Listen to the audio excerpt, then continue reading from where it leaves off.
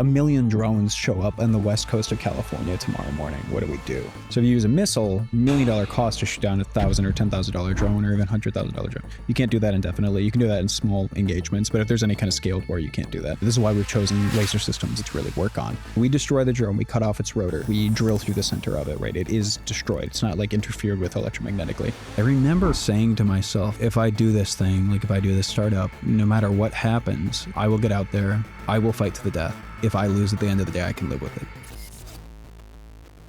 This is Michael LaFramboise, the co-founder of Aurelius. Yes. They are basically building this station that uses lasers to shoot down drones, which is very based. The Ukraine war, there has never been a war with like more drones involved. Yeah. How has that dynamic started and is shifting? Definitely. Now? A lot of like the initial engagement in the Ukraine war was really the onus for John and I to go and start this company, where we had seen, I'd say maybe very early 2024, late 2023, drone warfare kind of proliferating across the battlefield. And I don't think at that time the fiber optic cable drones had really come into the fray, but drone production was really ramping. You were seeing the production of Russian drones expand to like hundreds of thousands per month at that time.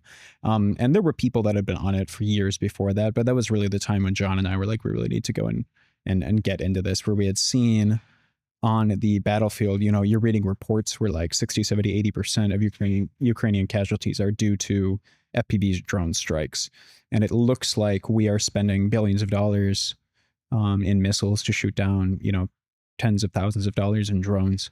And you just play that forward with simple math and it's over if there's any kind of engagement. And, having seen, over the last maybe 20, 30, 40 years, what we're doing is building out our defense network, our defense industry, or defense industrial base to fight a near peer adversary that also has F-35 type planes, that also has big warships and aircraft carriers and boats and stuff, and large tanks on the battlefield. That is what our military had been set up to do post global war on terror, post Iraq and Afghanistan.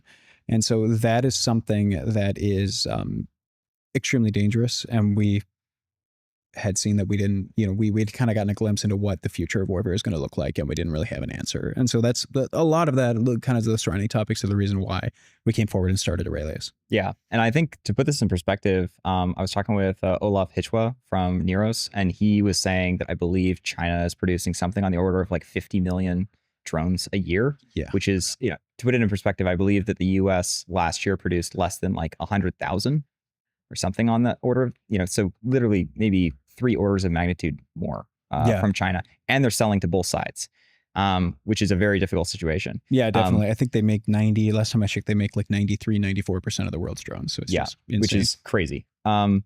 What has been is the current way that we're shooting down drones? And then why does this make so much more sense? Yeah, for sure. I think the current way that we're shooting out drones is generally through missiles. People often cite, and like we cite also, like the $1 to $2 million missile for the $1,000 drone. That is true. People do that, especially in like naval engagements. So like, I think earlier in this year we had a group of ships go through the Red Sea. We had an attack from Houthi rebels with drones. It was like 30 to 40 drone attacks, and we shot them down with like Block 4 and Sea Sparrow missiles, which are like $1 million, $2 million missiles. That's more of an emergency situation thing. And we use them because we know that it works. Like, 100% that missile is going to work. And that's really what the military commander is looking for. They're not going to take chances on stuff like that. The Ukrainians are really creative. They will use some they will have kind of like small drone fighters that fly around up in the air that go and will fight other drones. They will use machine guns that are kind of on auto turrets. Like I've seen like six AK-47s all like duct taped together or glued together or whatever in like a big like circular machine gun array, and they're shooting it in the sky at things. They'll use like more traditional anti-aircraft weapons. Those seem to work sometimes, but at this point people are kind of just doing whatever they can. And so I think, we saw over maybe from 17, 18 and 19 till now, you see kind of the UAS companies come up and do really well and kind of achieve product market fit on the west and the east side. On both sides, they come out and do well. The CUAS side is pretty nascent. What is UAS? Counter UAS. Okay. Yeah, so counter UAS. So their UAS systems are really mature. Like the companies that are going to win in UAS probably exist already. Yeah. They're probably doing well. They're probably in their B or C, A, B, C kind of phase right now. Counter UAS companies, most of them are at kind of their like seed or A stage is really around where they're at. And so you're seeing what you're going to see, I believe, over the next like 3, 4, 5 years is probably winners will be picked. It won't be one company. It'll be a series of companies, probably not as many companies that as exist right now. And you will see like this kind of layered defense, which you see talked about a lot. It's talked about almost to the point of cliche, but it's definitely very real, where you want to use different modalities of drone shoot downs in different environments. Yeah. Yeah. And is this kind of the I haven't really studied the history of war in a whole lot of detail, but is this one of those situations where the counter systems are just lagging by like a year or two against the kind of scale up of new systems? I would say that the counter systems, in a way, the counter system technology is a little bit more difficult to do on like on a scale point of view. Well, it depends what the counter system is, because you can make a missile, like we can make that. That's a solved thing. The problem is the marginal cost. And I think from a procurement point of view, everyone you need to look at the marginal cost of production versus the marginal cost to shoot down a drone. So if you use a missile, it's $1 million cost to shoot down $1,000 or $10,000 drone, or it's just, you $100,000. can't do that. You can't do that indefinitely. You can do that in small engagements, but if there's any kind of scaled war, you can't do that. There's some drones out there, counter drone drones that are out there, like Anvil Roadrunner type of stuff, low hundreds of thousands of dollars, maybe high tens of thousands. That is still a massive marginal cost to shoot down. It's an improvement, but it's not, it's kind of the next iteration in the technology development. What we're doing at Aurelius is looking at where's the ball going? Like, where at the end of the day do you get to when you get that really attractive marginal cost to shoot down, where your marginal cost to shoot down is better than it costs to produce that drone? And that's where really what we're going for. This is why we've chosen laser systems. This is why we've chosen directed energy to really work on, where if you use a laser to shoot down a drone and you can accurately target it and your capital expenditure cost isn't too high, and we can go into to this as well.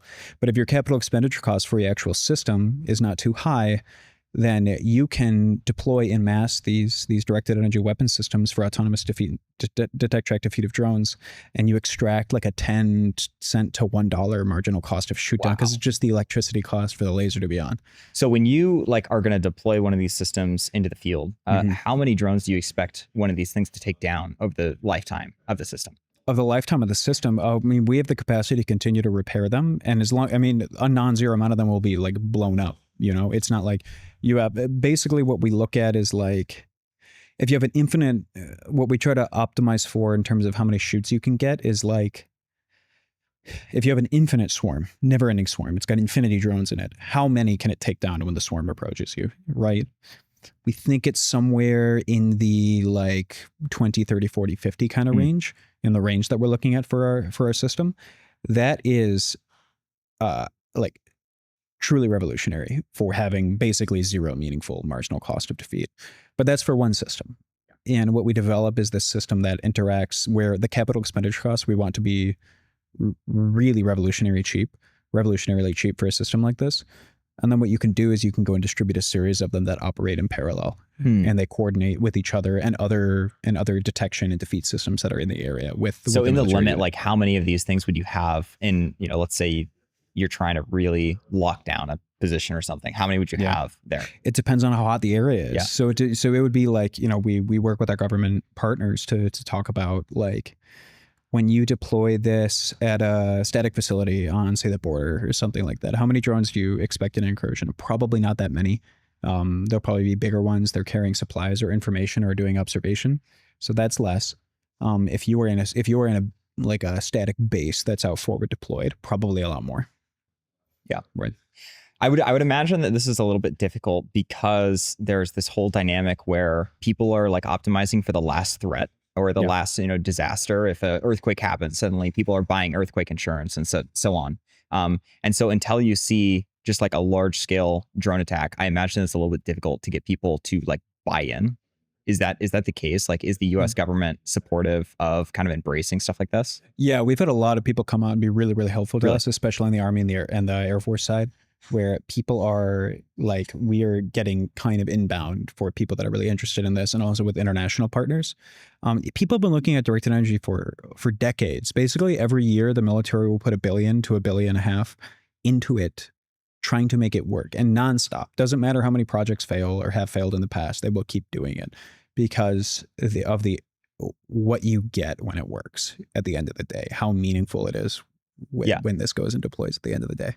And what kind of other systems has the U.S. spent a lot of money on? There's a legendary one from the early 2000s where they gutted a 747 and put a chemical laser in it, and I think it was like approaching a megawatt, something like that, and flew it around. That was from the AFRL, I think in 2003, 2004. That was really cool. It was just really expensive and really heavy, but like high power laser tech wasn't like ultra. Like there have been a lot of advances in laser technology just in the last decade. I think like 4 or 5 of the last 10 Nobel Prizes in physics have been given for laser tech. Really? Which is really crazy. Yeah. Or optics stuff. I think the last one, I think it might have been 24, not 25 or 23, whatever the last one or the one before it was for quantum dot stuff, which is like lasing, like molecular lasing kind of in a way, or like light emission. So it's all like most of the physics stuff is in light, like where the like a lot of the breakthroughs are in right now. And so that technology has continued to be advanced and developed. That market is really, really expanding for high power laser technologies, very accurate, small bandwidth laser technologies.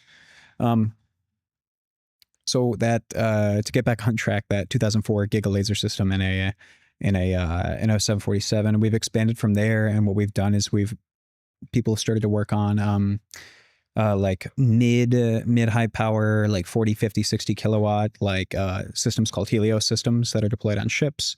There are some systems I believe developed by Lockheed that are more like 300 kilowatt systems. And there are videos of the 300 kilowatt laser system on the USS Preble, like cutting the wing off of a plane from like 10 miles away. This is in 2021, 2020. So it's newer. These high power, like actual, like weaponized directed energy systems, not just for dazzling or blinding, but for actual killing and cutting.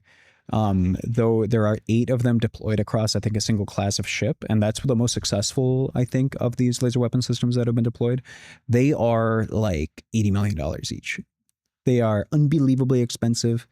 And, operators still want like a human in the loop. Like there's still someone pressing the button. And so that level of autonomy also is something that has not been adopted or people have been really worried about in the DoD. But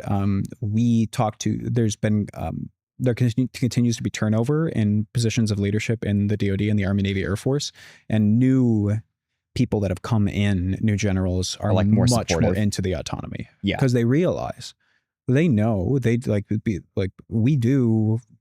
Every infantry unit does these field tests, right? Now there's drones integrated, and there are, you don't see any drones, and then you show the captain that like ran that, like his or her unit has been observed for 3 days straight, and they never saw the drone, or they saw the drone once, right? They know what's going to happen if there's another engagement. We don't have like the CUAS technology to deal with it. Yeah. So is this kind of like a weird situation where people, they like want to keep humans in the loop, but because of the way that the future warfare is going to kind of unfold, it's just going to have to be more autonomous systems that are able to take out other autonomous systems. Definitely. And it's not just our space. It's everywhere. It's ground vehicles, it's aerial systems, it's drones themselves. Everything's moving to more autonomy. There will be human in the loop always in some capacity. And it probably converges. Let's say we go down the line of autonomy and we get to the end state, and the end state where everything converges is probably something around like the commander and the person running the unit, or deciding how that technology is deployed, decides the operational parameter by which things are shot or observed or alerted to. And that is just written into code. And then it operates that way. Yeah. So there's like a guy observing something occurring, but he's not actually like manually pressing the buttons. Yeah. It could be that. It could be that, I have rules of engagement that are converted into code. Mm-hmm. And the military commander has the capacity to change those, but these systems will be on, operating, and engaging, or taking action based on those rules of engagement. Yeah, is what I suspect. I don't know, but that's what I would suspect that it would converge to. Would have been the biggest, I think you've been at this for like over a year now. Yeah, going on 2 years. Yeah, almost going on 2 years. Okay. Would have been the biggest, like, basically mistakes or learnings that you've made over the past 2 years on directions you've gone down and they just didn't work? I would say that I'll give 2. So one is just generally running a business that applies to a lot of other things, is not like is like dealing with contractors and getting screwed over by contractors and cottage industries that have like spun up in our industry. There's like proposal writing stuff, there's like lobbying stuff and everything, and luckily we've converged on this series of like support networks that really work for us. But just not knowing what I didn't know, like getting screwed over in that way, took a lot of time, and it was really really bad. So that applies to everyone probably. And then probably more specifically in our space, I would say there have been staff that are on board in our company or contractors that we use that you only really use in defense. And in the initial side, I didn't necessarily think that we needed them. And it turned out that we probably should have brought them on earlier. Yeah. What like happened because you didn't have those people? Like what just broke? late to proposals and stuff. Not that we like miss proposals, but that, you know, the proposal opportunities for stuff come in seasons, maybe 2-3 seasons a year. And it's like, if you bring someone on immediately when you start the company, you raise your first round of capital, and then you go and get proposal writing staff, lobbying staff, everything like that. And you actually like set that in motion immediately. That's the Anduril playbook, and it's a really good one. You go put that together and you do it immediately. That is extremely useful for doing your business development, like getting in front of the right people at the Army, getting in front of the right people in the Navy. And we were probably lagging a little bit in our ability to do so, just because at the time I didn't know what I didn't know. In order for you to get the best like training data and understanding, you know, how to actually build the system in the first place, ideally you have drones flying at it and you are like shooting down those drones, and people are actually trying to not let you shoot down their drones. How do you like get that data in order to build the right system? Lots of field testing. Yeah. Lots of field testing. You go on the field and you fly your own drones, have someone pilot them, shoot them down, record them, and do all your own like AI training on your models that way. Yeah. And do you have any interesting stories from doing that? Oh my gosh. I would say in the beginning, like setting things on fire that you might not want to set on fire. Well, what you set on fire? You'd hit a drone and you'd hit the battery and it would go down and it would be on fire still, and you need to like put it out and stuff.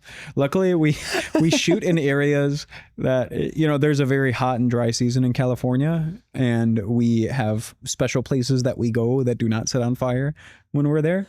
But what we've learned, this is like maybe over a year ago, but what we've learned is that there are ways that you can, in the actual way that you fire the system, to really mitigate stuff like that. So, you know, you focus on target, and it also defocuses past target. And so very quickly you don't have something that like actually. And how does that work? Like, how can you know, like, how does the laser stop and it doesn't just keep on lighting stuff on fire? Well, it continues. So the laser, you know, you want to focus on target. So when you're detecting a drone, you can observe its range. And then you can essentially we have a custom design system for expansion, focusing, and variably changing focus length. And so you essentially match up the focal point, where the focus is going to be distance at a specific distance, so you get maximum power density on target. And when you go and do that, it's kind of like an hourglass where, you know, you have like a cone that's focusing in, and you want the small point to be on the drone, and it also defocuses past target. And so before the target and after the target, you have some very low power density. You have low power density areas, so it's not going to like set stuff on fire. There is a depth that you need to worry about definitely for the system, but everything can be managed autonomously, basically, as long as you make sure that you have a pretty aggressive focusing. Like, you want to focus really aggressively. Yeah. And I imagine even outside of like war zones and stuff, drones are probably one of the most effective forms of like future kind of terrorist events. Definitely. I'd imagine you can take out like some very high value target for $1,000 or less autonomously from miles away. Yeah, for sure. No, I mean, that's something that people are really worried about. We've thwarted a lot of terrorist attacks to date. Really? That are there was someone was planning a drone attack in Tennessee on a it was either a nuclear reactor or a power plant, but like big power thing, and they were caught. And you can hear, I don't think they make major headlines, but you can read about them it's becoming more and more frequent. You can read about them. And yeah, I mean, it's just when it's so easy to do, you have to expect that it will happen or people will attempt to do so. And the problem is that, you know, there are radio frequency measures that people use or have traditionally been used in Ukraine to destroy drones. And there are some companies that are hopeful that it'll continue to be useful. The problem is it's also just too easy to autonomously guide the drone, to terminally guide it. It is very, very easy to run vibe code on a drone and have it identify a target, and then you never communicate with it again and have it go on and fly into that target. It's very, very easy to do so. And so you need some kind of hard kill to protect critical infrastructure or the border. So DHS is really big. DHS just, I think the Homeland Security has like 21, 22 billion that they just got for counter UAS to deal with border incursions. And so the idea is, what do? You probably don't use the missile. In an urban environment or even at the border, you definitely don't use a missile. You aren't going to use like a machine gun, like a saw, like right there, right? What we do is we provide a silent and invisible hard kill. So like kind of the way we kind of talk about it is like the softest hard kill you can get. So we destroy the drone, we cut off its rotor, or we drill through the center of it, right? It is destroyed. It's not like interfered with electromagnetically. But you wouldn't notice it. You wouldn't see the laser firing. You wouldn't hear anything. You would barely, like, you might see a turret, maybe something like that. But it's really for what we're making is really for like you're at a stadium, there's an event, and this is like, we have a drone coming in and we've identified it and it has something on it. And we don't know what it is. We don't know what it is. Wasn't there this whole situation with like, what was it? I think the latest, what's that football thing?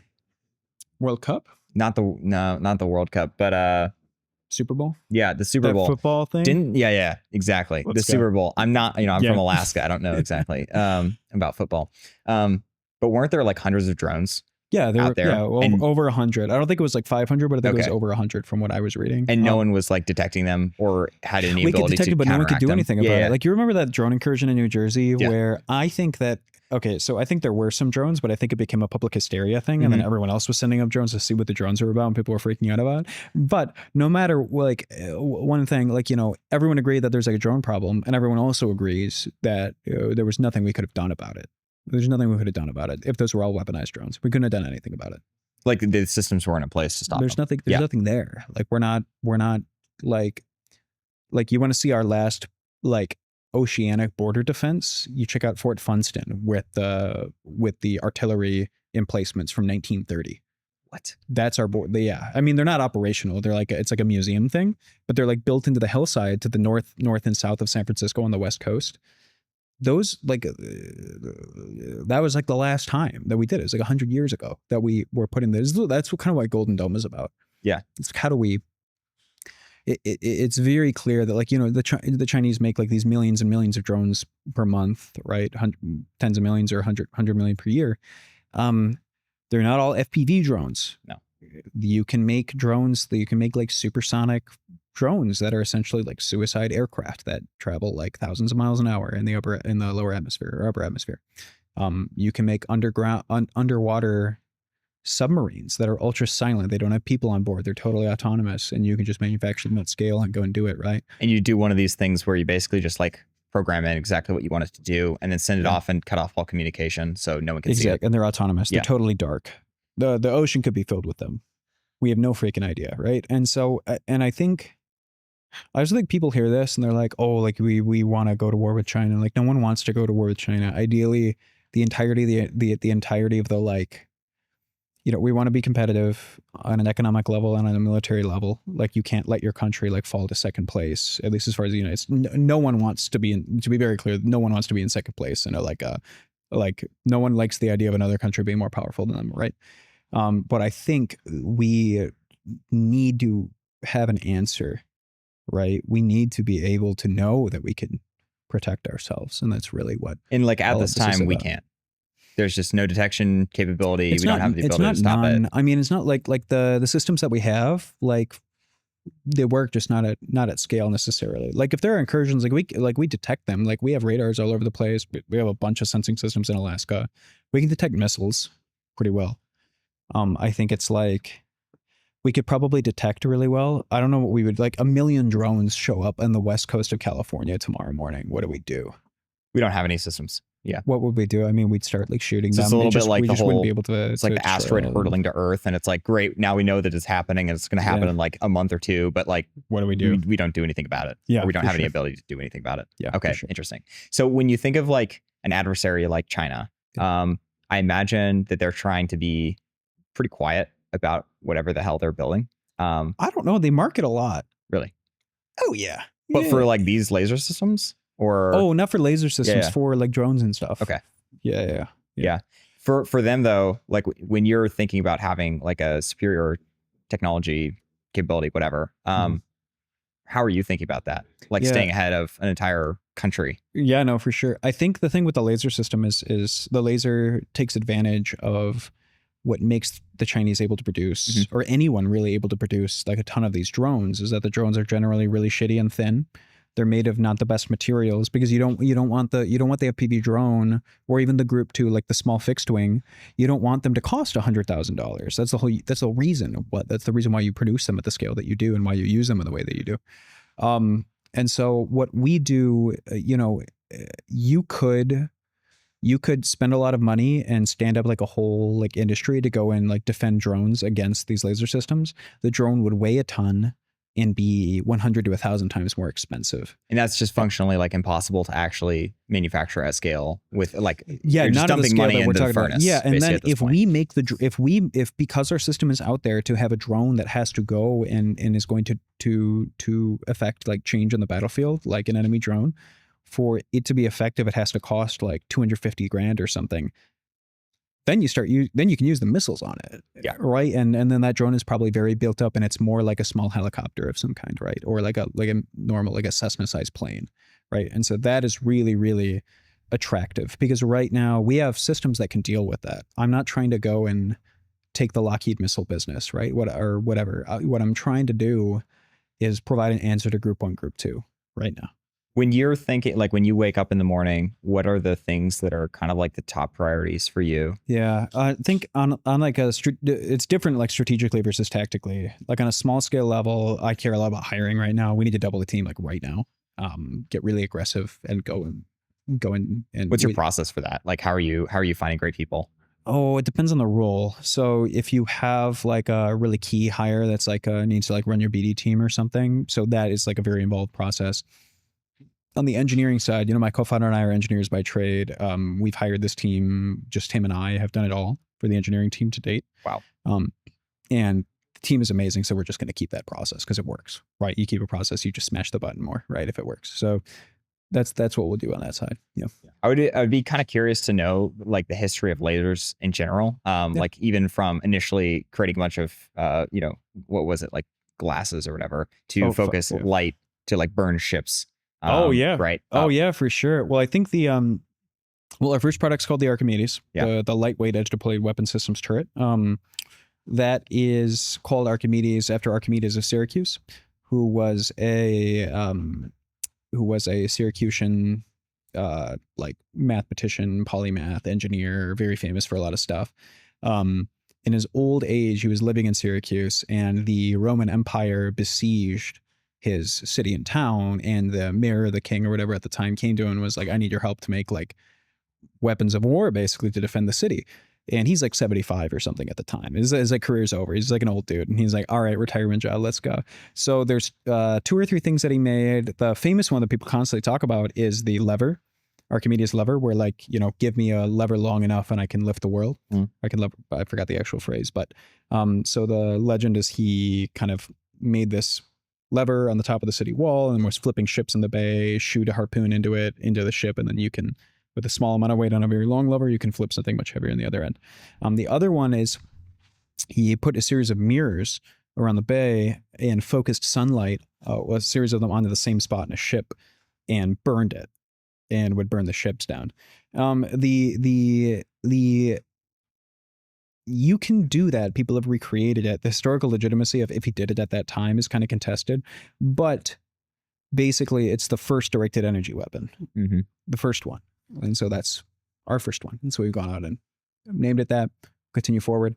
I'd say in terms of lasers, I don't know if I was taught, and I always have read, and my understanding is that, in 1905 or 1915, I think it's 1905, Einstein has like a very famous year where he publishes 4 like seminal legendary papers. 3 of them are on developments for what would end up being quantum mechanics. And then one of them is for the photoelectric effect, which is the relationship between electromagnetism and light, essentially. And that's the precursor to laser action. So, and he predicts what is effectively laser action 50 years in advance of the first laser being made, or 40 years, I think. and it was about 50. And they, at the time, I think when he was awarded the Nobel for it, I'll have to be fact checked on this. I think when he was awarded the Nobel for it, originally the quantum mechanics papers of what would be quantum mechanics were kind of contested. No one really believed them. So they just gave it to him for the photoelectric effect one. Yeah, for the light based one. And so from there, there's a lot of like the first computer, like microprocessor, transistor development that goes on. The beginning of semiconductors continues forward. And then I believe in 54, Charles Townsend and one other person develop what is the first laser. And what was that made out of, by the way? I think it was a ruby rod with a flash bulb around it. And the whole principle we can get into it however much you want, but the whole principle of laser action is basically, there are a few different ways to do it, but basically you have kind of a semiconductor lattice substrate with electrons in it, or those are modern ones, but you could do it in a crystal, or some kind of doped crystal or doped glass. And you have these electrons that you're raising to higher energy levels. And then there's this phenomenon called spontaneous emission, where at a random time, pseudo-random time, the electrons will downshift to lower energy levels, and then that energy conversion differential with some loss is turned into a photon. So that's like more like an LED, where like light's just kind of randomly emitting, and it's very wide band gap. But if you essentially put mirrors on either side and you have that photon bounce back through the crystal structure, it will force other raised electrons at high energy levels to downshift themselves into more light. And that second photon will be a copy in phase, mostly a copy in phase and wavelength of that first one. And you keep bouncing those photons back and forth, and they keep pulling electrons into lower energy levels. And that is population aversion. That is stimulated emission as opposed to spontaneous emission. Laser is an acronym. It stands for light amplification and stimulated emission of radiation. And you keep getting, and basically these photons keep bouncing back and forth, creating more and more photons, and then you can selectively let them out. And then you get these pulses of laser light that come out, and they're generally very powerful. They're very directional. They're very focused, and they are all about the same wavelength. And so they're all the same kind of color. Right, if that makes sense. Whereas in stimulated and spontaneous, it might not be too much. So we can talk about band gap structures if you want. It's probably super freaking boring, but that was all the work. A lot of the work that I've done historically in the past is in that. I know that like wasn't lasers in general kind of like outlawed as a form of like weapon system? It's in the Geneva Convention. Yeah, how'd that happen? I think it's that basically you do not want a country to be producing laser systems that get deployed in the field to blind people. You don't want to maim people and send a lot of people back home like maimed at the end of a war. You should be prosecuting, if you are in an engagement, you should be prosecuting it to its end as quickly as possible to be done with it, so that you can do statesmanship and rebuild countries and try and get the world order back in line. It's kind of the idea around that. Lasers are held very close to the chest for most countries. Directed energy patents, there are several that are out there. A lot of them are classified, and counter-directed energy stuff is all classified. Why? Because it's like the future of like machine-on-machine warfare. It's very, very like, it's such a specialized technology. Not many countries have like a semiconductor industry to go and build laser systems, right? And so it's just like a generally classified, kept on the DL kind of industry. Yeah. Interesting. So did that kind of like stifle the innovation in lasers? Like the US is still dropping $1 billion or something a year. But I think for directed energy development, you want to have the industry to produce laser systems to support your directed energy weapon systems industry. But it's not too super sci-fi where those laser architectures for directed energy are pulled oftentimes from the civilian welding and cutting industry. That industry has exploded and continues to explode. It's like a $25 to $30 billion industry. It's the biggest single industry among all laser systems. So it's like 25 to 30%. It's like a quarter or so, or a third of all lasers sold in the globe. And that industry has grown by like 11% per year for the last like 30 years straight, nonstop. Like it's just exploding because there's all these there's all these cutting and welding applications that people do manually with like TIG welding, for example, or they do like cutting or annealing or etching. And that is it's just a slow burn process for all of that to convert into laser systems. And so that will continue for many decades, I presume, and that market will continue. But those architectures are very similar to the ones you use in directed energy. And that's really what we want to do here at Aurelius, where like directed energy is a field where as soon as you say a laser is for directed energy, it could be 98% the same as the industrial cutting one. But the directed energy market is like the wedding industry, where as soon as you say a laser is for directed energy, the price 20x's and the complexity increases, right? And so it's just very, very not conducive to the weapon systems industry continuing. But markets are getting better. Companies are going out and producing more and more and more. Enlight is a company that makes directed energy lasers, and their stock is up 160% in the last 6 months, like from this day. Everything that they sell was sold a year in advance. So the market is really increasing. Like we're really at the inflection point where the volumes are getting up there, where the prices are coming down, so you can go and deploy these. But what we really want to do at Aurelius is pull everything from civilian industries. So I don't want a directed energy laser. I want to pull the cutting and welding laser, and I want to modify it. And eventually we'll go and make our own, probably sometime early next year, start produce our own laser system to go and really get this cost down, get this capital expenditure cost down. These systems, if you're going to deploy them, they cannot be $20 million. They cannot be $15 million.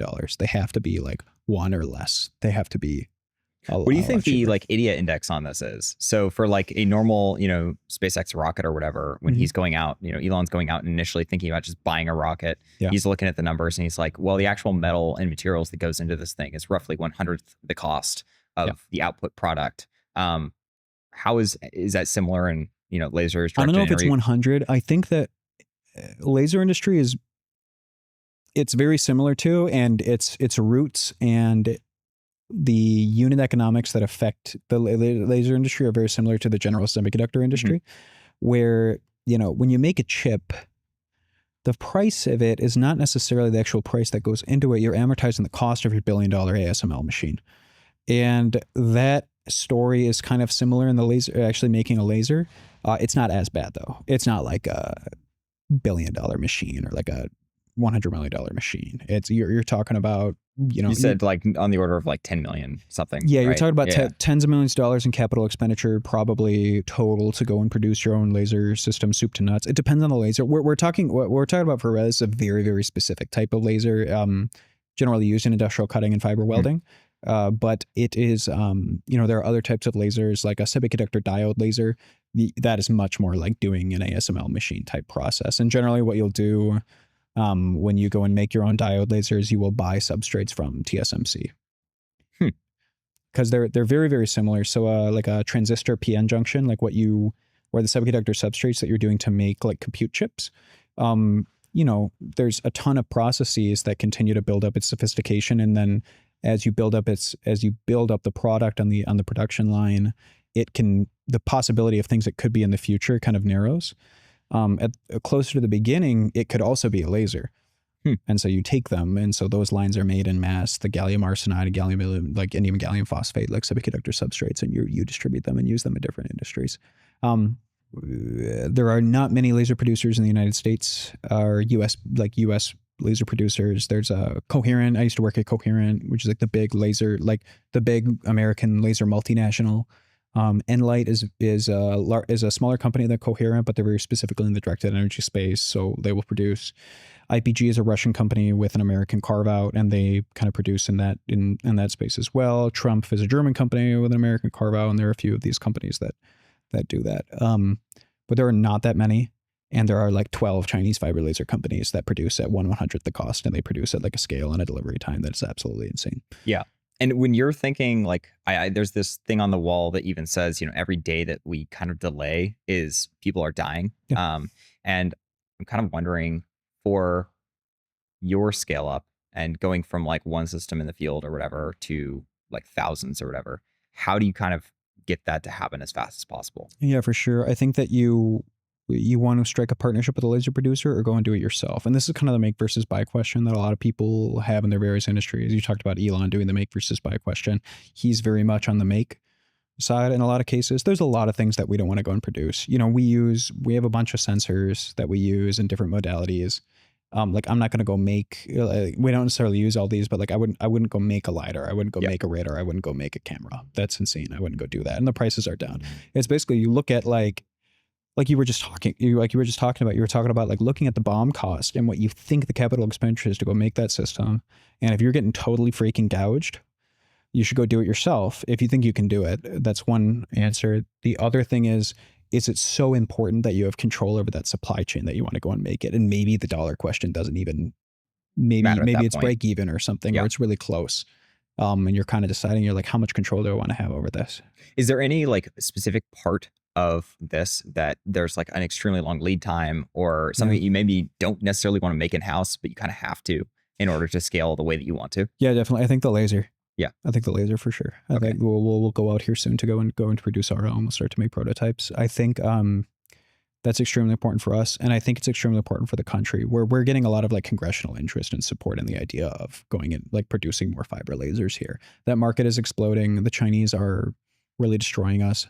Part of it is that there are only a couple companies and that are doing it in any kind of scale. And what they do is they have one product line. There's between 3 and 6 different power options and pulsing options. That's it. That's all that they'll produce. And they'll go and try and ship their big box that is supposed to fit for everything into your specific application. And when this gets released, this is the first time I've ever talked about going and making my own laser, like on any kind of recorded anything. But I haven't announced that at all. And I have people reaching out to me on LinkedIn and they're like, are you going to make your own laser? Please, for the love of God, let me know. Really? Yeah. Like they're do people just like get excited about building that? No, to buy it. To buy it. They'll run companies. They'll do like battery tacking, flange tacking for batteries, which is a single mode fiber application, and they use fibers for it. But there's like 3 companies that are NDAA compliant or like US compliant to do that. Catheter production. There are tens of companies that produce catheters or like stents or like just medical device stuff that needs to be very precision micromachined or welded or annealed. And there are like 4 companies, like those companies I listed. Like someone reached out to me that runs a catheter company, and they're like, please, if you make something, please let me know. I need to talk to you as soon as possible because I'm buying them and trying them from all those companies I just mentioned, and it all sucks. It's just killing me. And it's like an industry where the bottom end of it has been subsumed by Chinese cheap products. And so the American and European players are moving into bespoke high margin stuff. And then the medium is kind of. So your 2 options are basically something that doesn't work or something that costs so much that is like what is it? Exclusive. No, like the Chinese systems work. Yeah. The Chinese systems work, and they're incredible. They do work. They're unbelievably good. The Chinese, I admire them so much. They're unbelievably good. I spent like Christmas time this past year breaking apart a Chinese welding laser and like looking into it. They're so good. They're so good. They're so good at scale. And people always talk about like, oh, well, that's just because they use slave labor, or that's just because they subsidize their industries really heavily. I'm not totally sure that that's the whole story. I'm not totally sure, but let's say, it does. I don't think it actually matters whether that's true or not. What matters is what's happening on the field, and what's happening on the field is that we're losing, and I don't care how it's happening. Have you gone to China? No, and I don't know if I would be welcome. Yeah. Although I do say, like, I'm just like, the Chinese are unbelievably impressive.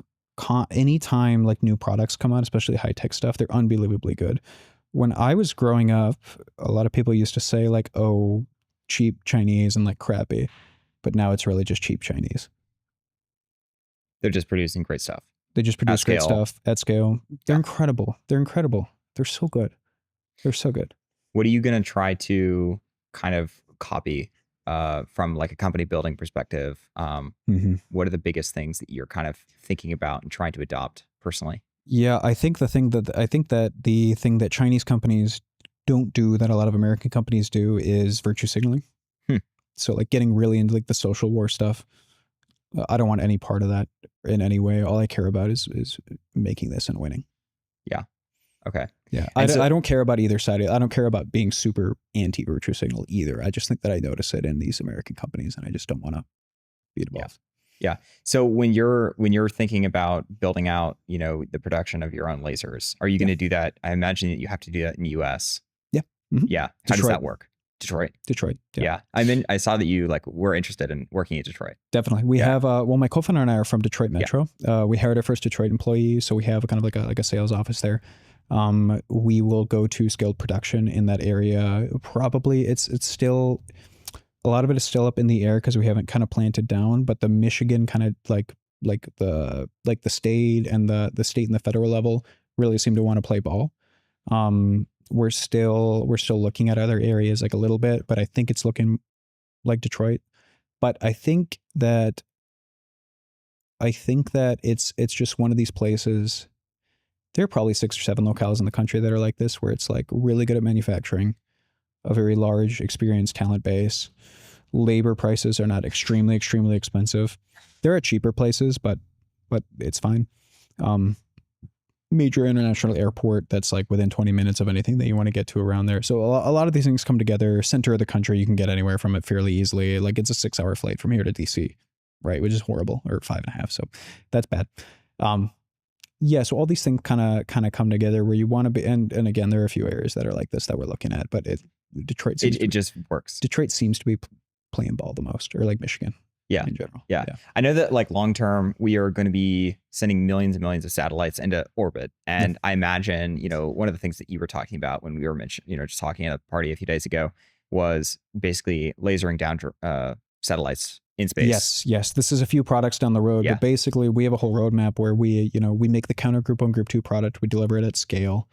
We prove that we can deliver it. And then from there, we move into more like counter hypersonics, big group 3, group 4 stuff, where we're making, 100 kilowatt systems or larger that are more stationary or more like less expeditionary, I would maybe describe it as.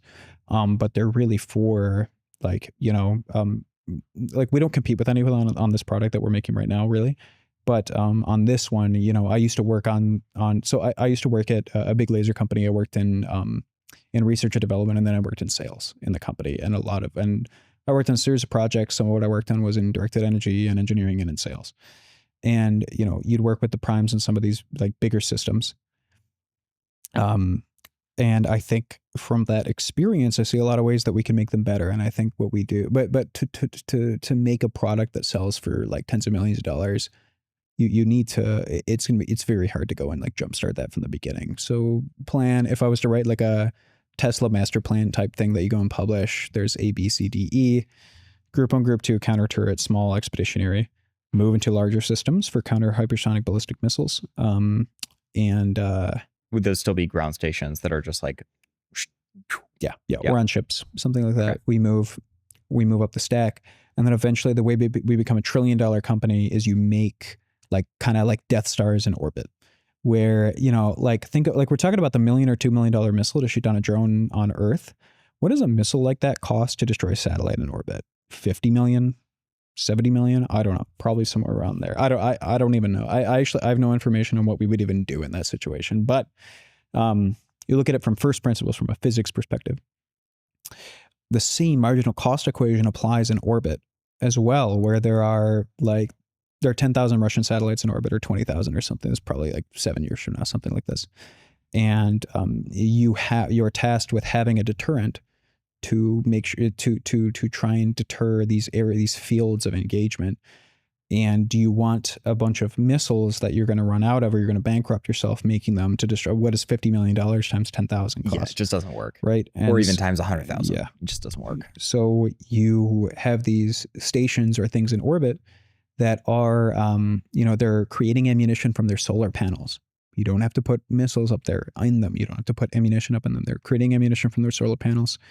They rotate and they just destroy or render useless. It's much easier to destroy optics. You don't necessarily have to cut the thing in half. Yeah. You can render the solar panels ineffective, things like that. And that scales very well. And then you continue outward even further, where the only way that you do trans-Martian or trans-lunar warfare is through light. You're not going to wait 3 years for the missile to hit some target on Mars, right?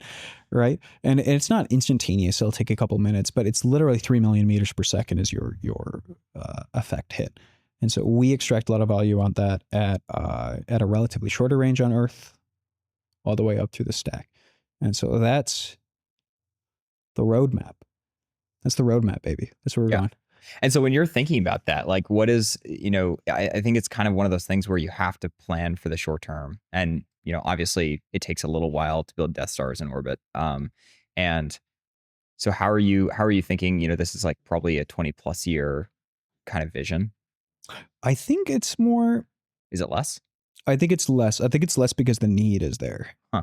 I think it's less because we don't have an answer right now. Right now, 10 years ago, I'm going out to do this. It's going to be extremely difficult because the people who are in charge of acquisitions, the people who are in charge of R&D spending, of RDT&E spending, right? They're looking at this and they're like, you know what? People like generals that I talk to, admirals that I talk to, they're just not really concerned about this. Not really a thing. The drone question is literally the number one thing that these people think about all day right now. It is because and it's because you see their job is to prepare. How do we protect United States critical infrastructure? How do we protect United States lives, civilian and military? What is the plan? What is the ConOps for what we do in the next engagement if there is something? And the war is probably not over. And so what do we do? And they're not assuming this kind of inevitability. Yeah. And there isn't really a good answer at the moment. Yeah. Interesting. So when you're thinking from now, like to kind of scaling, so you're actually able to ship these systems at all, how are you kind of like minimizing the days, taking the most actions that you can today and every single day, in between now and when you're actually shipping, to kind of shorten the time frame? For sure. Tactically working with our local, state, and federal partners and supporters, to standing up a production facility is not like a tomorrow thing, right? It is a long-term thing. We've been working on it for a while, and we'll continue to work on it, and we'll look for some time early next year to go and do production on our own laser systems. Really, you're able to like do it in like 12 months? Does that work? Well, you would start. Yeah. Well, I think it's that, to start luckily making these laser systems, there are stages for how early you want to get in the production process. And, it's not that difficult to go to production with several hundred units per year, right? Something like that. That is not $100 million like car factory to do that, right? It's more like a plant. You want to make sure you can expand. There's a whole process to this that you continue to do. So that's really that's a big goal that we're working towards. The other one is to go and distribute these production units as soon as we possibly can to our partners. We're working with people across like the Army, Navy, and Air Force right now. We have a series of demonstrations. We just did a demonstration at Northern Strike a couple weeks ago in Camp Greiling, Michigan, for the Army and the Air Force out there. The demonstration went very well. We have a bunch of memorandums of support from those people. And then we have a series of demonstrations in a couple months as well. A lot of them in Texas, a lot of them in California, that we continue to run. And so you're showing this really progressive, iterative development. And so you continue to do that, go forward, be prepared essentially to produce 50 units next year, something like that. Wow. Okay. Kind of the goal. So you're actually like deploying next year at like a meaningful scale. Yeah, it'll be deployed across. So there are these kind of like test units that you can go and deploy to. But yeah, you want to be ready essentially to go and produce, and we want to be ready to go and Do you know how fast the like drone market is growing? Like right now? I don't know. It's probably 30%. I have no idea. Yeah, it's just some insane number. 40, 50. I don't know. I imagine that 19, 20, 21 were like the massive percentage expansions, and now it's probably less percentage wise, but just the sheer volume is so nominal insane. Amount is insane. Yeah. And I think especially, I mean, the European countries have renewed their vow to actually start spending in defense in like a really significant way, like upping the defense spending, which is awesome. Like you want your allies to be strong and capable of their own defense. So that's great news. The Japanese MOD has announced that I think they're doubling defense spending. So it's not just us. It's like, the Western nations and the people allied in the United States have kind of continued to support that. So that'll feed the market also. That'll pump the whole market. I mean, between Japan and Europe, that's probably like 150%.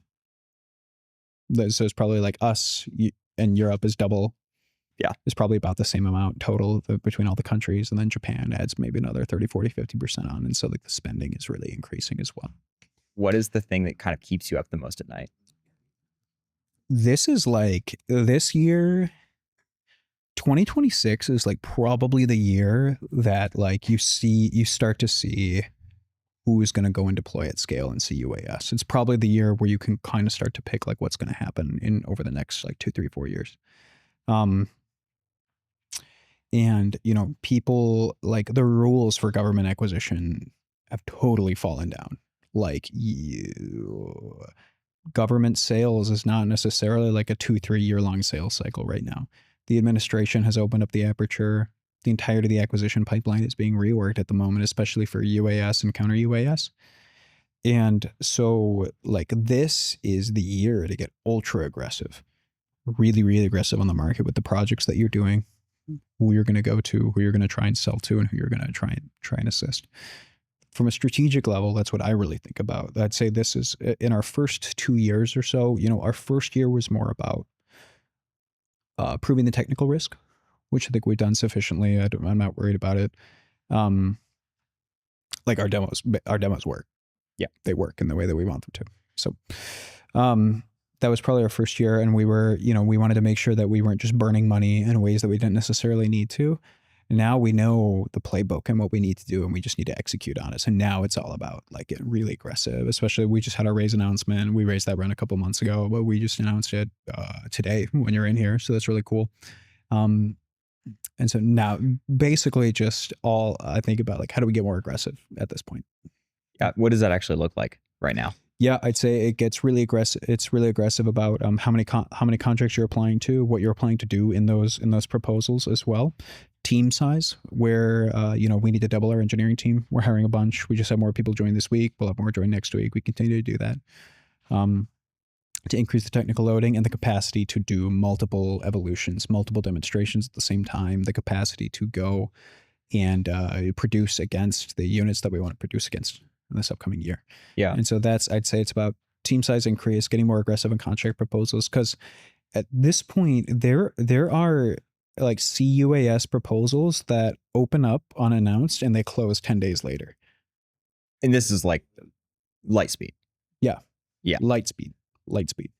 So when you first started this, I think the Biden administration was in power. What was the early reception for working on this stuff versus what's happened since, November? I think so I think that the Trump administration has had a very aggressive way of opening the aperture for defense acquisition. I'm not so, I just don't know if that would have happened under the Biden administration, but I think everyone in the Biden administration knew this problem also. I don't think whoever was president right now would have changed our trajectory too much in terms of how aggressive and how expansive we're going, because we're talking about just how it's like the most salient issue that everyone in the DoD is concerned about is drones. That was true in 2024 and it is true in 2025. When we started, we were still getting the same. We were getting the same urgent responses from people that are like, people cared. Yeah, exactly. I think during the Biden administration, we were in an earlier time in the company where people are like, come to these demonstrations, show us what you can do. We show them and then they support us. And then we go and do research agreements and we continue to get support for proposal applications and everything. And so with that, it already started under the Biden administration. I would say probably the change that I can see is that just the contracting aperture and the acquisitions aperture has opened up, or there's an attempt to open it up that has just started. Interesting. Okay. When you're kind of looking out, let's say, 12 or 16 months, what are the biggest like landmines that you're expecting, or you could kind of like foresee these would be the biggest hurdles that could slow us down? Yeah, I think, well, I generally just have plans against those, because if I see hurdles, I have gone and thought about and worked with our team and our supporters and our investors to figure out what we're going to do about them. I would say I've talked about it a few times. A year from now, we're towards the end of 2026. We've deployed a series of units in the field. We've locked in more international partners for distribution. And we have gone and started to produce our own laser systems in some kind of small volume, really, really especially for our own system. But judging based on the way the directed energy market is going, that market is a massive and exploding market based on the public comps that are happening right now, where if you are making your own laser, you are going to sell them. Has that dynamic shifted, and even like trying to raise money for putting it towards like directed energy systems or whatever? Like, do people get it now in a way that they haven't in the definitely. past? I mean, our pre-seed was like pulling teeth, and Yeah. our seed closed in like 3 weeks. So it's really So it's fast. just like night and day, basically. Okay. Yeah. Okay. So when you like first started, what were the things that you were focusing on the most? Like, were you way Building. more on the engineering? It was engineering. Building. Okay. When we first started, it was me and John, and I was catting the first turret and coding some of the controls, and John was doing like the AI and networking. I was collecting data, training the first models. John was doing the microcontroller work, and it was just him and I from like February 24, March 24, something like that, for maybe like until like a few months. No, Chase is our first employee, and he started September 11th, so he's about to hit his 1 year. So Wow. it's very hard. We're unbelievably picky in hiring engineers. Yeah, and we will go months talk about the interviewing process. people. What are you optimizing for? Yeah, so the first thing we do basically is we rip tons of like 15-minute vibe calls, because sometimes the vibe call should be like 4 minutes long, because I just know right immediately. So we get hundreds and hundreds and hundreds of applications for most of our roles. We kill probably 90 to 95% off the bat. We go to a first 15-minute call interview. That is probably another 90% down selection. What do you, when you go into that first like vibe call, what are the things that you are like top of mind? Yeah, for sure. I think so. First off, I'm very intense. So I'm going to give you 60% I'm going to give you 60 seconds about the company, and then we're going to move on, and we're going to start talking about you. Most of what I hear about is you. When we move into that, I ask about previous projects, previous interesting things that they've done, and then something technical, especially I'll interview for roles that I know about. So like optics stuff. Yeah. Right. And on the optics side, I'm trying to figure out, really, are you more of a theoretician or an experimentalist? And a theoretician is someone that will do really well in a PhD program. An experimentalist is someone who might not do too well in a PhD program that's doing 5-year-long research projects, but is really just into building things. I'm trying to suss that out. And I'm also trying to figure out, are you a wrench turner? What do you mean by that? Like, are you someone who do you know how to work a tool? Yeah. Do you know how to work a tool? Have you been doing Python scripts your whole life? Like trying to do like small experiments? Or have you been like building things regularly? And I'm trying to suss that out as soon as possible. And I'm also trying to see, this is something that people do, but like if you mention something on your resume and I find it kind of interesting, or it's something I don't know, I will just keep asking specifics until you get down to kind of like either the base physics or the base like business decisions why that's. So in software, a lot of architectures were made for things outside of like technical reasons. A lot of things were also made for like technical reasons. Like there's some networking reasons why like packages work the way that they do historically. But you just keep getting down. I don't even necessarily need you to know the answer, but I need you to not bullshit me. You need to like care. Yeah, I need you to care, and I need you to have thought about it. I need you to not bullshit me. I think saying I don't know, that's a good question, and then talking about reasons why you might think that it is the way that it is, that's perfectly fine as well. But I think what I've come to realize is 98% of engineers got an engineering degree because they knew they were smart enough to get the degree, and they wanted like a nice salary and like successful whatever, right? And I think you see that in like the CS degree program graduates at like Berkeley, for example. Like 20 years ago or 25 years ago, it's about equal with electrical and mechanical hardware, and now it's just exploded. Like people will do CS, most of the population, I think, or most of the population that ends up going to university could get an engineering degree. Like you guys could get engineering. Like if you had decided that at 18 I was going to do it, you could have gone and done it. You're perfectly smart enough to do so. But it's really about, do you live to build things? And that's really the core thing. And 98%, 99% of engineers did it for other reasons than They're doing it for the interested in building grades, things. and they're doing it for the eventual like job, but they're not actually just Yeah. building stuff on the weekends or tinkering after work or Yeah, you know, every day. exactly. Yeah. Exactly. And so that's the main thing. What's been the biggest like successful hire? And what has been the worst also? Oh my gosh. I'm not going to talk about the worst. I'm going to talk about, I'm going to talk about, I'd say it's like our team right now has they're split among a bunch of different fields. Our optics engineers, we got to drop out of their PhDs because they were so interested in what we were doing, which is That's fantastic. the ideal thing. What's really interesting, I've tweeted about this, but what's interesting about hiring PhDs is what you need to do if you're going to hire a PhD is you need to go to their PI, their primary investigator, or their doctoral advisor, and ask them that question that I just asked, which is, are they more of an experimentalist or a theoretician? And to the doctoral advisor, the correct answer is not experimentalist, it's theoretician. And when I did the reference calls for both of our laser engineers, their doctoral advisors were like kind of cagey about the answer, not really answering my questions too much. And before I'd ask them this question, and I'm like, would you say they're more of an experimentalist or a theoretician?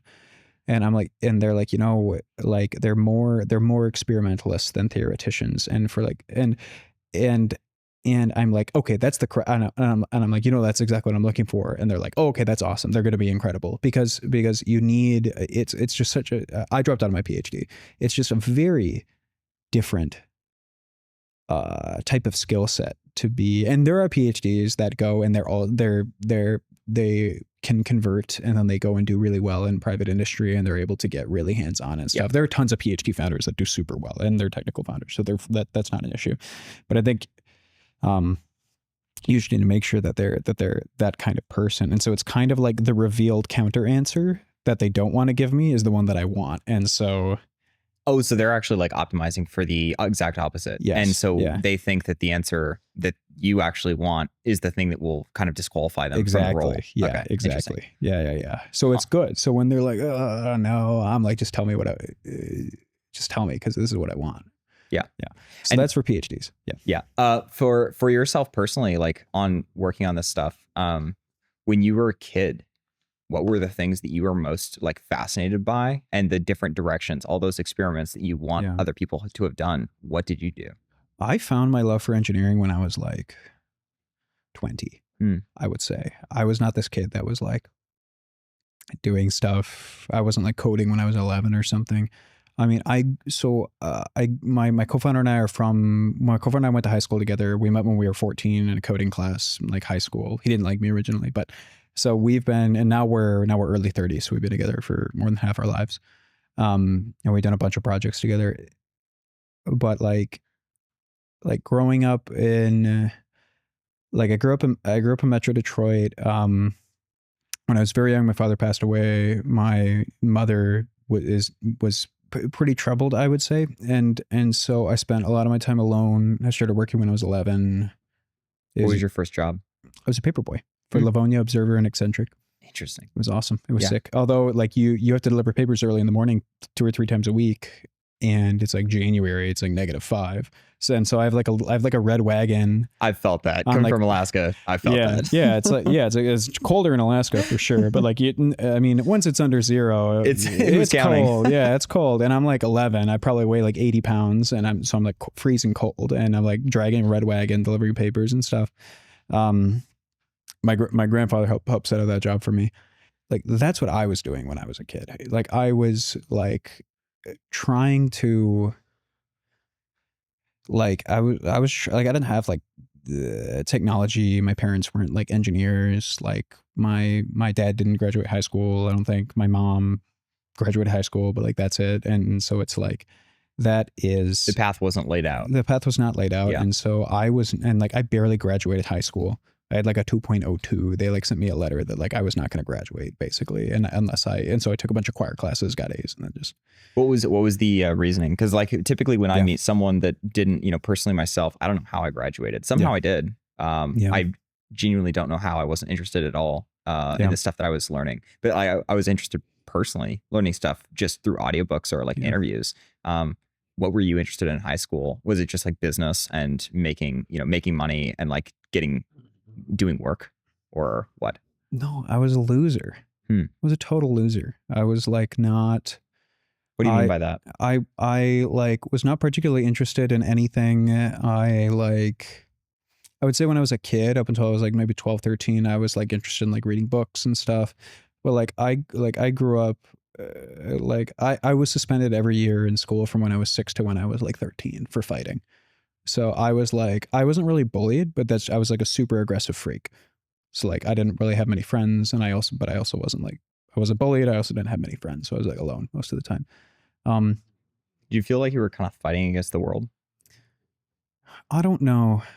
I haven't thought about it that much. I think I just didn't have like a nuclear family. I was like alone a lot. I was like left alone at home, had to find food, stuff like that. I won't go too much into it, but I think it was more like, I was just really angry. Just a really angry little kid. And then I became and then I would say in high school, I got more friends. I kind of learned to socialize. I wasn't like fighting people all the time. And that was definitely really, really better for me. But I think probably I got a super high standardized test score. I had like a 32, 33 ACT, something like that. And but I had like no capacity to, when I'm 17, I can't like fix my GPA. And I was just like, I think when I was like 18, I was like, all right, I don't want to be, I remember thinking, I was like, I don't want to be like a loser anymore. I was just like a total loser. I was never going to go. I was like not going anywhere. And so I knew I had an acumen for like mathematics and engineering, and I liked building things. I had cars that I worked on and stuff. And so I think moving into mechanical engineering that's what I did my undergrad in. I had to go to basically an open enrollment university in downtown Detroit for a couple of years. So I lived down there for several years, and then transferred to Case Western, this private school in Cleveland. Moved there, did mechanical engineering. And then I really found a lot of my identity in building things that I was interested in, moving into technology development. What were those first like projects that you were working on? I'd say cars. Cars are really the first thing. I would love to do a car company at some point. What would that be around? Like electric or? Oh man, someone's gonna steal it. No one's gonna steal it. Cars are fucking hard. No, dude. You're right. No one's gonna steal it. No one's gonna steal it. Yeah. If someone does decide to run with it, give me like 0.25%, and I will advise you. I would love to do an open source car company. An open source. The Chinese are doing it. The Chinese are going to do it.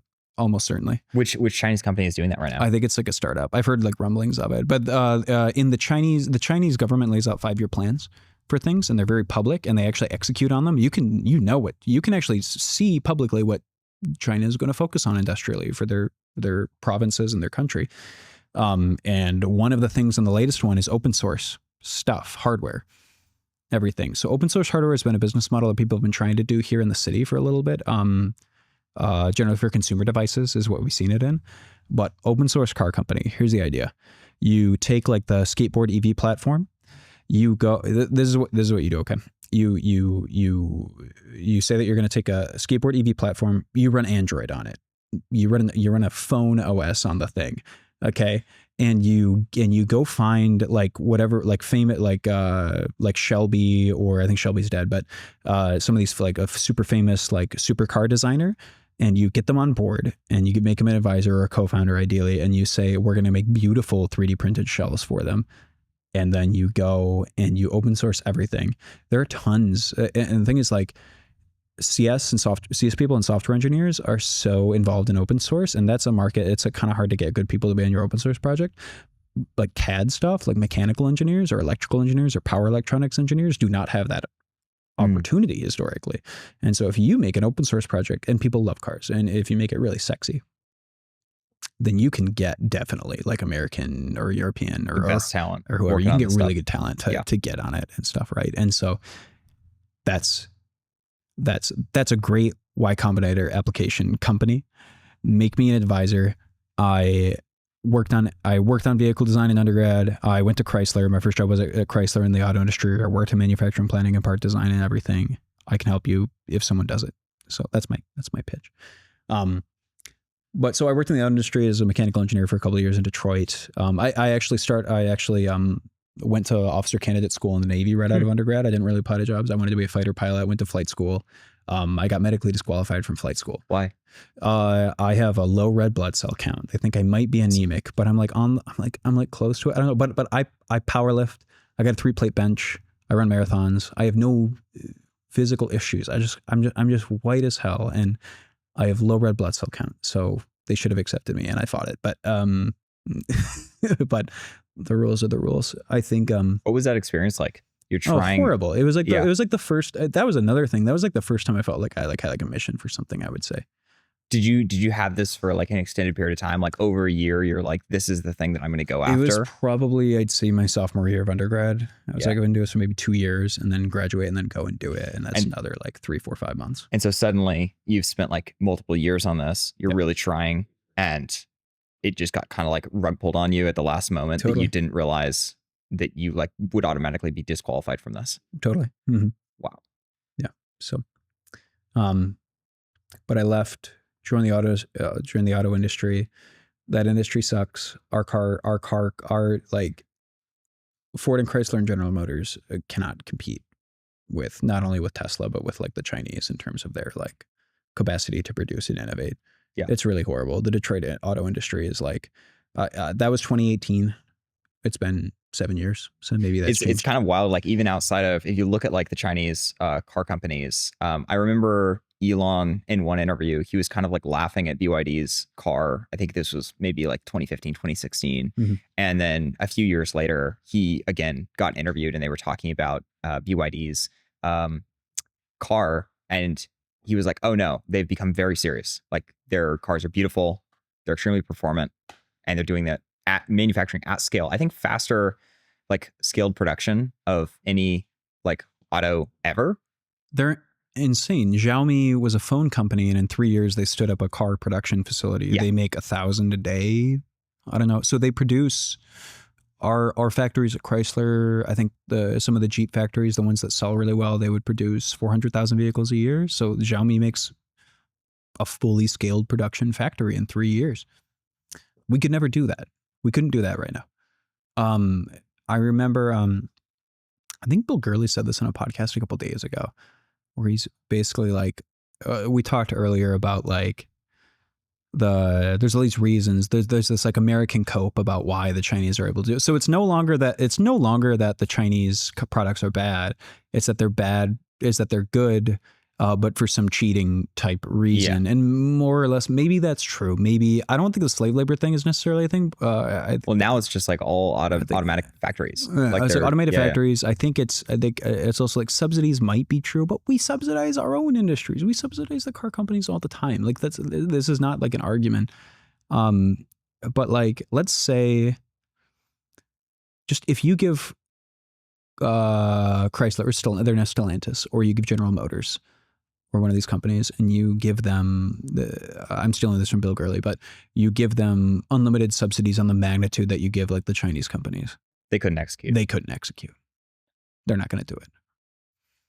Right. It's just not a thing. I was talking with Casey Hanmer a few days ago on our podcast, where I think in like 2016 or something, there's like 5,000 startups in China formed that year. And then up to like 2020, it's like 20,000. And now it's at like 100, you know, in 2025. And yet the like pace of innovation is still very, very high at the like existing companies. And he was basically saying that kind of like the entrepreneurial spirit, even if you can't necessarily like form your own company, is definitely real. Yeah, for sure. I think we're more individualistic. So I think someone who's capable of making Ford Motor Company super ultra innovative in that way, to become a director or an executive there and lead it that way. If someone's capable of doing that in America, they go make their own car company. Yeah, that's what happens, right? And in China, it might not be that way. Going back to your kind of journey, after you work at Chrysler and you're kind of like after you're disillusioned about becoming a fighter pilot. And then it's this like you go into Chrysler right after that? Right after that. Yeah. I get the job while I'm out processing from officer candidate school. Yeah. And so that was probably very depressing. Yeah. And I lived in Pontiac I lived in an apartment complex. I had like a 900 square foot apartment. It was like $600 a month. It was pretty sick, or I thought it was. And then it's just like you get waking up at 5 a.m. because your neighbor's getting raided by like the police and stuff, right? And so that's really sus. I ended up, I was like, all right, I'm really interested in technical development. My other paths have been killed. What I'm going to do, I have technical development. I'm interested in doing this. So I go to grad school at Michigan, specializing in electrical, studying semiconductor optoelectronics. I get into laser systems development. I get into optics. I always wanted to do something more like physicsy. Yeah. But I needed to make money. So I'm like, all right, I'm going to do electrical engineering. So I did mechanical undergrad. I'm going to do electrical in grad school, and I'm going to go and do this like optics path. And so like most people do. This is another thing. If you find someone who did an EECS program at like Berkeley or Stanford or Michigan or something, but they didn't go CS and they went hardware, they're probably really into it because they chose not to do CS and make $300,000 a year at like Facebook optimizing ads. So you have to like kind of care. You have to be into it. Yeah. So but anyway, so I go and do that. And learn everything I know about laser systems in grad school at Michigan. I spent a year and a half, 2 years there. And then I joined Coherent. I was like, I'm going to work at the Giga Laser Company, the biggest one in the US, publicly traded. I started in research and development. I don't spend too much time there, maybe a year. I do high power laser systems work for this industrial cutting, welding, and annealing. I make tools, big like $1 million machines. There's like robotics applied, and that's moving the laser around and everything. 3-5 axis machines, working directed energy bit as well. There, I do that. That's awesome. And then this job comes to me where they're like, hey, like our sales team are all engineers, and I like to talk to people. I was like, you know what, doing like hardcore like first inside and then more outside sales, doing both of those will be great for me to get that experience. So I moved to the headquarters in Santa Clara. I moved out to the headquarters. That's how I first get to California or in the Bay Area. I'm like 24, 25 at that point. And I do sales for 2.5 years, 3 years. I end up running a lot of West Coast components and diode sales for Coherent, end up selling a bunch of big projects. Great experience. Got my first taste of like sales and doing BD work. And then I'm like, you know what? And then I was like, you know what? I'm going to go and do the, what's the next step that like leads. I do when I was 22 or 23, I had no idea what a startup was. I had no idea anything about that. When I'm like 25, 26, I'm starting to be like, okay, maybe this is something I want to do, or I'm hearing about it because I'm just in California in the Bay Area. I move into, from sales, I'm like, okay, I'm going to go, I get in my head, I'm going to go do an MBA. So I take the tests, and then I get into a few schools. I go to Berkeley for my MBA, and they have an MS attachment thing, and I did autonomous systems. So I do the first year of that. I go get the like senior product manager job. I get like the prestige job at Amazon or whatever to go do like product management in the IoT device division. I do that for a little while. I decided to drop out of Berkeley because it's really expensive, and I think it's kind of a waste of time. And the second year is just a party anyway. So I decided to drop out. I'm at Amazon. I stay there a bit. And like, I'm just like, all right. And I just had a realization. I was listening to a podcast by Palmer Luckey where he's talking to Peter Diamandis one day after work. And he's like, and he's basically like, a lot of people they're like, I'm going to do A to get to B, and then I'm going to get to C, when you should just go do C. And I'm just like, all right, well, I'm just doing all this for some random reason because I want to do a startup. I should just go do my own company for things that I'm interested in. Sam Altman has literally talked exactly about this. It's like he's talked with a number of folks that are like, I'm going to start the crypto hedge fund, make $100 million, and then do the space company, and then do the company that I actually care about. Yeah. And the answer is, it's like, if you want to go do the crypto hedge fund, you can go do that and make $100 million. But if you actually want to go do the space company, just go do the space company. Totally. And if you're good, you'll make it work. Yeah. And what we're doing at Aurelius, I'd thought about since like 22 or 21. I was like, this is sick. I want to do this. It's so cool. It's like new age laser weapons tech. I think it's good that I didn't start it in 22. I think the timing that we started at was actually really perfect. But, I had mentors of mine being like, you should do the laser company. And after I left Amazon and dropped out of Berkeley, right after I listened to that podcast, I sent the dropout email. Like I just went home and wrote the email and dropped out. right after that, I went and I saw that dropout email, and and even when John and I worked in a few companies. We worked on a crypto company in 22, 23, and 24 called Oxygen.io. We were making a basically Unreal Engine plugin that turned in-game assets into NFTs, NFTs into in-game assets, provided a secondary marketplace for that. We were like the fourth player in Amazing. a space. Yeah. We bootstrapped. We ended up selling it for scrap. Great experience. It was really, really amazing to do that. But it was just something that like, it was a step along the journey, but it was not going to be the end thing. Yeah, was not the thing.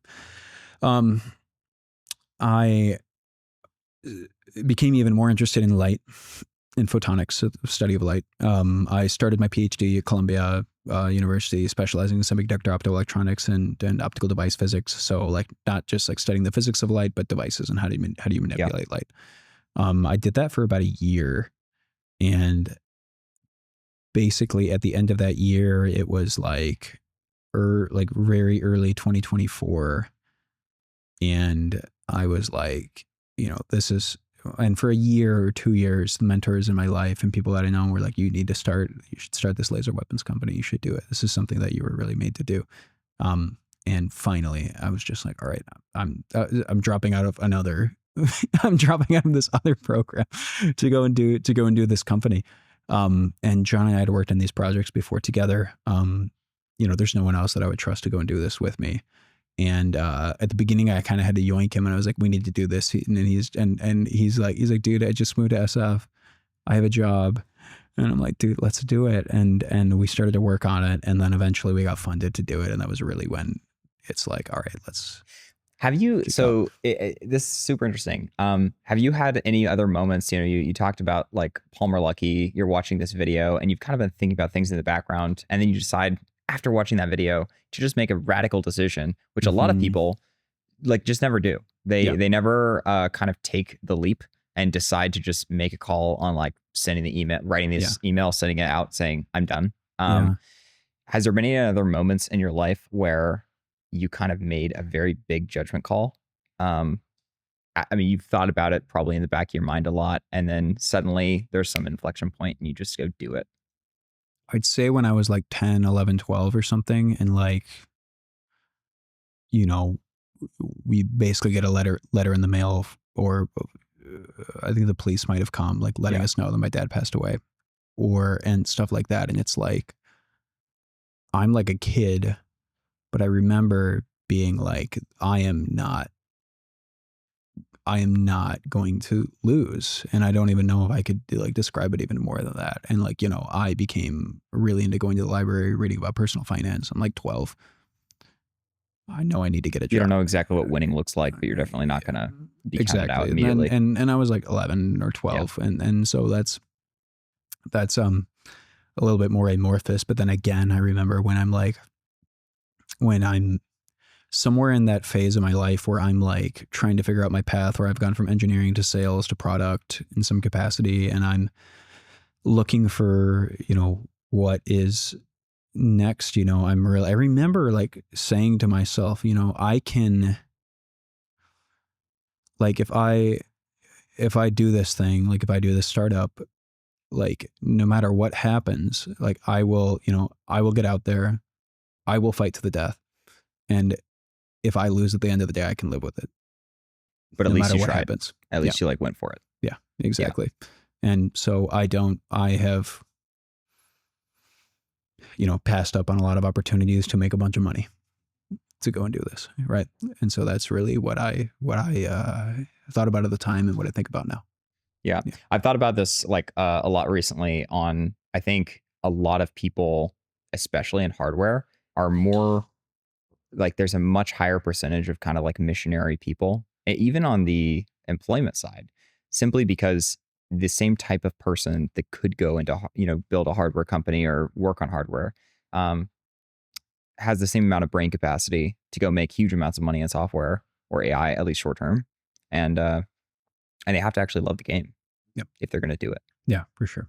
I think I just like I don't know. I don't really need much. I mean, I don't think I've spent more than $50,000 or $60,000 in any year in my life.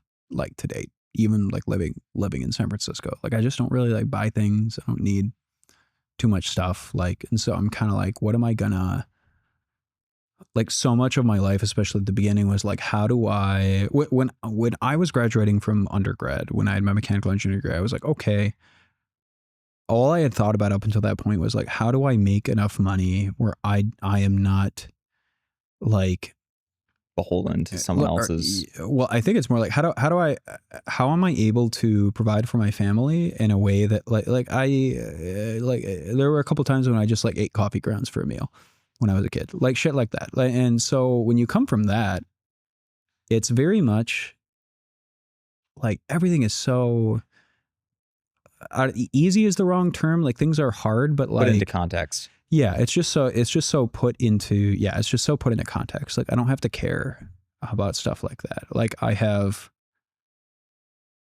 like unlimited, basically really good food. That's incredible. It's awesome. It's really, really sick. And so I don't have to care about anything else really, you know? Yeah. So when you're like, even today, you know, I walk in and you're, I guess, sleeping in a pod in the actual facility. Yeah. Never met, you know, I've seen people sleep on the floor. I haven't actually seen someone sleep in the pod. Pod is great. The pod is great. Alibaba Japanese luxury sleep pod. It's $800 for a 2-pack, and you have a guest bedroom. It's absolutely sick. It's 2 pods for $800. Yep. Amazing. Yeah, shipping is like $1,000, so it's like shipping is like as much as more as the actual thing. But it's like no, I mean we're moving out of pod life. I have an apartment lease that starts in actually a couple days, but I've been in the pod for probably about a year.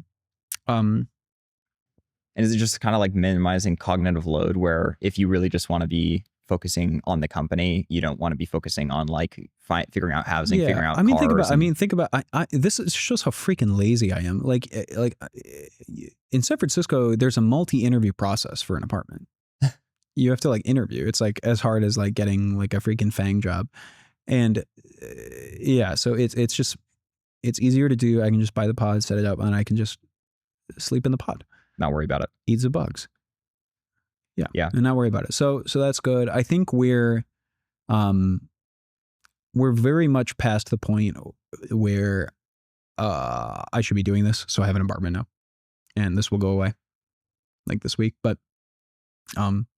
especially in the beginning, I mean, like the first year is just so hard. It's just so freaking crazy, and everything is against you in terms of like the world is like full of this inertia, and you have to go and overcome it. And 40 startup podcasters have talked about this before, but in the beginning, you know, life it, and this is like the epitome of no lifing. Like I don't want to be like I want companies that are like the CEOs of companies that are much bigger than mine at the moment, and to like look at me and be like, all right, how do I get a team like that? How do I get commitment like that? Like, how am I able to do this? Because I'm not fighting against American companies, really. Everyone in the defense space is very collegial. Like even companies that like might supposedly be like competitors with us, like I talk to the CEOs and like we talk about the industry. I think it's really that like there is someone in, there are people in Saudi Arabia or in Nigeria or in Argentina that will work 16 hours a day. They will work every waking moment that they have to win, and they will kick your ass if you are not hardcore like that. Yeah. And that's what I want. That's what I want on my team. That's what I want and I think it's necessary to win. It seems like you're pretty all in on the thing that you're going after. But like you kind of said, even up until maybe a few months ago, I imagine felt like the world was kind of against you. And so you like put out all this effort and then something bad happens and you're like, fuck, not again. Mm-hmm. How has the dynamic kind of shifted since things actually did start to work and like winning is actually occurring? And I imagine that's almost weird because I definitely had that feeling too. Yeah, for sure. So I guess, when we went out to raise the pre-seed, it was very, very difficult. We got a lot of people like, I took 2.5 months of raising the pre-seed, talked to well over 100 different venture capital firms, and I didn't know anything. I wasn't doing necessarily like a targeted search. I was looking for our first win at the very, very beginning. A little bit more feeling around in the dark. Exactly. Kind of thing. Yeah. Cause I'm like a nobody. I'm here. I'm trying to figure out how to make this work. And it's like no's on repeat. And a lot of that is because it wasn't targeted, where it was like funds that, were like kind of dabbling in the idea of defense. A lot of these funds have since then opened up their doors to investing in defense. This is like early 24 when people are like, funds are kind of viewing defense as less like a vice industry like pornography or gambling, and moving more into, it's an investable space, seeing like Anduril's wins and like the startup of the drone companies doing well. So in the beginning, I'm getting totally destroyed. We have a very basic prototype showing a demonstration. That's key. You need to have actually done something, and you need to have actually shown that, you're the team that's going to be able to build it. So for a time, it goes from John and I building to just John building and me pitching all day, every day for like several months straight. Luckily, I had these experiences when I was a kid and also in sales. So that sales piece was actually incredible, because I'm used to getting rejected on repeat. And so I'm rejected on repeat for a very, very, very long period of time. And then eventually, we get our first like accelerator check, like $100,000 from Founders Inc., which is this like smaller accelerator in the north of the city. Since then, they've exploded and done really, really well. At the time, we were their first defense investment that they had done. And I remember Hubert calls me in, who's one of the people, Hubert and Furcon run it. Hubert calls me in and he's like, hey, we haven't done defense before. I just really like you guys. You guys hustle. We're going to do this. I'm like, okay, awesome. We have a little bit of money. We start to go to conferences where the VCs in our space are in. So we go to Reindustrialize in Detroit in July of 2024. It's also me and John's hometown. So we go there. We're there for a little bit, hanging with our families, going to the conference. And we meet a bunch of VCs there. A lot of them don't invest in us, so some of them do. 640 Oxford is a fund out of Detroit that is going to do our first investment. And they introduced me, Brandon and Adam from 640 Oxford introduced me to Paige Craig from Outlander. Paige recently is very famous. He did the very first investment into Scale AI. And so he has every right to be like Jason Calacanis about Uber, but with scale, but he's not like that.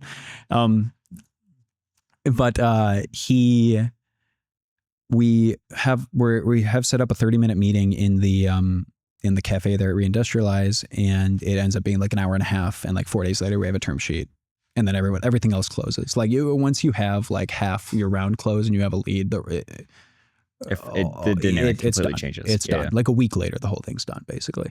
And that's where we first get going. So we raise like $2 million to start to go. We continue our prototype, start to hire our first people, get 5,000 square feet in a warehouse in Peck Heights, and then continue to move on. But those first people, like Paige, didn't need to be on our board, offered it to me, and he was like, I don't have to take this if you don't want it. But he started a defense company in like 2000 or 99 or something, and he sold it in 2009. He's run the game, like the OG, like super OG. And I like sat down and looked at it, and I was like, I actually want you on my board, and that's been an unbelievably fruitful experience. And I think I've just done a bunch of counter stuff that has ended up working well. Like a lot of people are like, oh, it's very abnormal to take a board member at the pre-seed. Nothing but a great idea. At least in this case. In this case. Yeah, definitely. So you definitely don't want to just add people, but I think I looked at it and talked to him for a long time, and we had engaged. You're thoughtful about it. Yeah. That was very good. People constantly ask me why we're not in Gundo. From what you were telling me and what I understand, the warehouse space that we have and the office that we have, like we're in an unbelievable area, and it's actually really, really cheap. It's kind of like Detroit pricing for some of these spaces right now in the city, not necessarily that in Gundo. That's one thing. And then also it's kind of the counterculture where you're a defense company building in San Francisco. There's like 4. And so if you're interested in defense and you want to stay in the Bay Area and you're interested in startups and you graduate from Berkeley or Stanford, we get an application from you. So you've got a like unbelievable talent pool that's routing directly to you. Exactly. Yeah. So it's all about, so for us, it's been kind of serendipity, kind of just trying to like make the best decision when options present themselves to you, take what you know and try and make the best one of it. But the whole, like there's so many things. It's crazy to think about how many different things could have killed us. And it started to feel like we're reaching escape velocity. which is very, very exciting. Yeah, I got to imagine. Yeah. Let's end it on what is the hardest thing you've overcome? Growing up like that as a kid, for sure. Just like at one point I was like, at one point I'm like 12. I remember being 12 and like financially kind of administrating my household and going to the library to read how to do that. Like stuff like that. Like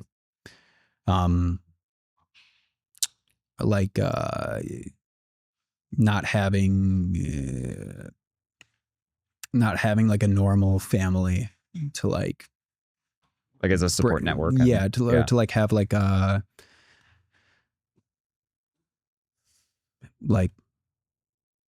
that no friends as a kid, just feeling like a loser. And this is a lot of people feel like this. A lot of people have had it much harder than me. I have an extended family of like aunts and uncles, and they'd help out, and they've been lovely to me my whole life. But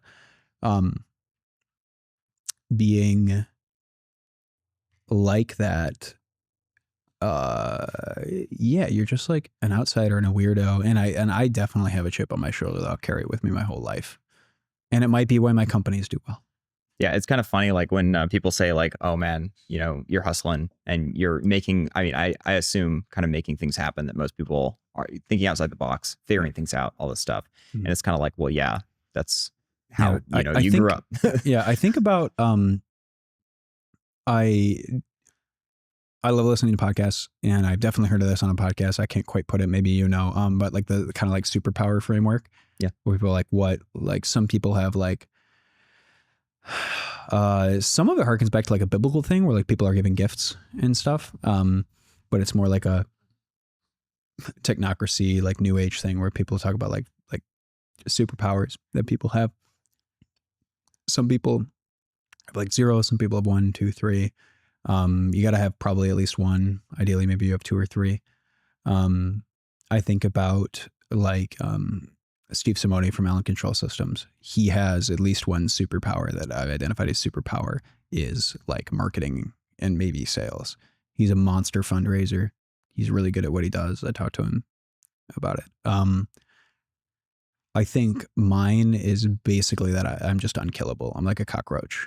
I'm like a dirty fucking rat, like in the sewer, and you just cannot kill me no matter what.